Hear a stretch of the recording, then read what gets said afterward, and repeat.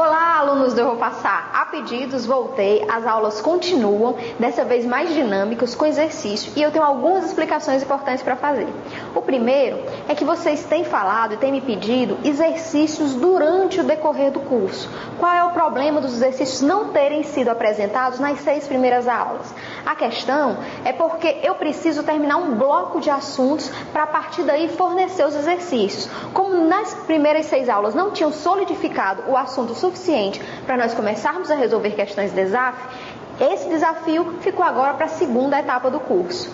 Inicialmente, eu gostaria de agradecer todos os e-mails, todas as mensagens dos alunos que têm gostado, que têm se divertido com as aulas de economia. Realmente as aulas são para vocês.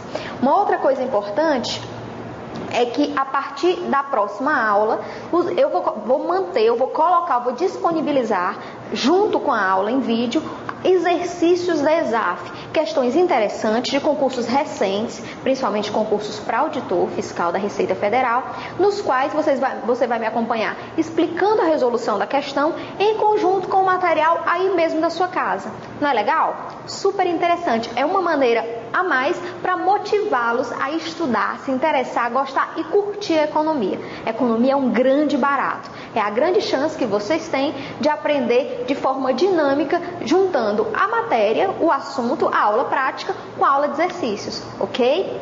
Uma outra novidade que eu gostaria de trazer para vocês é a satisfação, quer dizer, o meu retorno ele vem a partir do pedido de vocês e a satisfação que eu tenho, o prazer, a grande honra de estar no projeto Eu Vou Passar, com o desafio de explicar economia. Recebi muitos e-mails, vocês agradecendo, chorando, por que eu não voltava. A coordenação recebeu muitas reclamações porque houve um stop nas gravações. A partir de hoje, vou me esforçar para que elas sejam contínuas e vocês sempre tenham um material pronto para estudar em casa a respeito das aulas da Receita Federal. Também os convites que eu recebi para a sua cidade. Se você me quer aí, convide, faça o convite. É um prazer estar visitando, convidando e compartilhando a economia com todas as cidades do Brasil. Estou esperando o convite e o contato. Qualquer dúvida, qualquer problema existencial, o meu e-mail é quilvia@euvopassar.com.br. Dúvidas a respeito das aulas, do material didático, de o que você tem visto em livros, estudado em livros ou apostilas que não tem entendido, você passa o e-mail para mim e, à medida do possível, eu vou respondendo. Obviamente que isso não acontece tão prontamente, porque mesmo ontem eu respondi mais de 150 e-mails. Então, se você é um desses que demorou muito a receber a resposta, tenha um pouquinho de paciência comigo que eu respondo. Já, se por outro lado você não recebeu a resposta do seu e-mail, eu enviei a resposta para todos os e-mails que eu recebi, mas alguns voltaram para minha caixa postal. Então eu sugiro que você me mande uma pergunta, uma dúvida, uma notícia, uma mensagem, mas de um outro e-mail, porque todos os que voltaram, se você me mandou um e-mail e não respondeu a resposta, com certeza o seu e-mail voltou. Então, por favor, encontre um outro e-mail, uma outra caixa postal para me enviar a mensagem e o mais prontamente possível eu resolverei, ok? O site é de vocês vão ter o pleno controle de como o curso estará funcionando. Eu vou trabalhar a partir do feedback de vocês, ok? E o mais importante da aula é que eu sou 5 quilos mais magra do que vocês estão vendo na TV. Isso é que importa realmente nas aulas de economia. Ok? Então, eu vou começar essa nova aula, esse novo bloco de aulas, exatamente tirando dúvidas, resolvendo questões ou questionamentos dos alunos que me mandaram por e-mail a respeito das aulas anteriores. De repente, se durante os 15 minutos alguma coisa ficou pendente, é a hora de nós tirarmos todas as dúvidas das 6 primeiras aulas. Então, começando. A primeira dúvida que eu recebi foi na verdade eu não estou colocando na ordem, mas assim numa linha de raciocínio. Uma das dúvidas que eu recebi foi a respeito do sinal negativo das importações no cálculo do produto. Ora, imagine comigo, o produto, que a gente chama também de PIB, mas o produto agregado, aquilo que é gerado de riquezas no país, ele vai ser a soma, pela ótica da despesa, a soma de tudo que é consumido no país, tudo que é investido, ou seja, tudo que as famílias consomem, mas tudo que as empresas consomem. E aí nós vamos chamar esse consumo das empresas de investimento. Também tudo que o governo gasta provendo a sociedade daquilo que a Constituição garante, mas tudo que nós produzimos para exportar, para estocar ou para abastecer outros países, menos tudo que nós importamos. Por que a importação entraria com sinal negativo no cálculo do produto?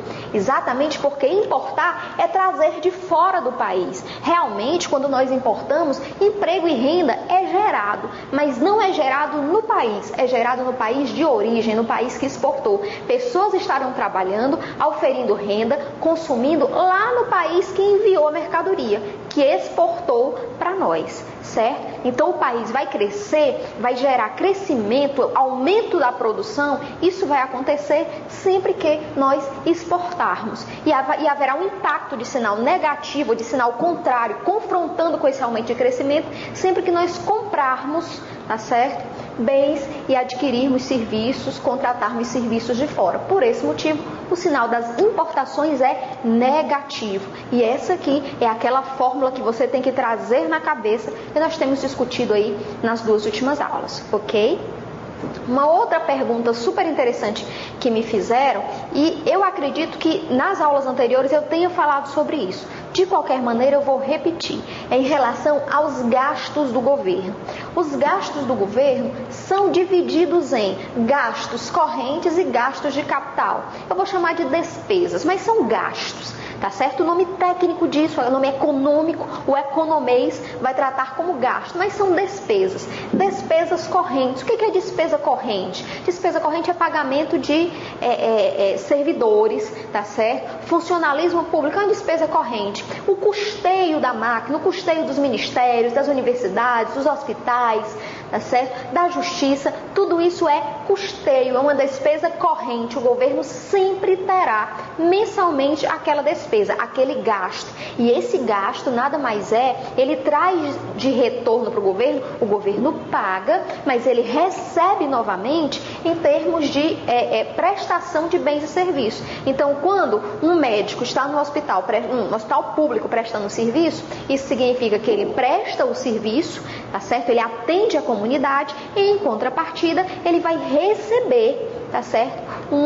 Uma contrapartida financeira do governo. Aí seria a remuneração dele, ok? Então seriam despesas correntes. Mas também em gastos do governo, também são gastos produtivos, tudo aquilo que o governo gasta em termos de despesas de capital, tá certo?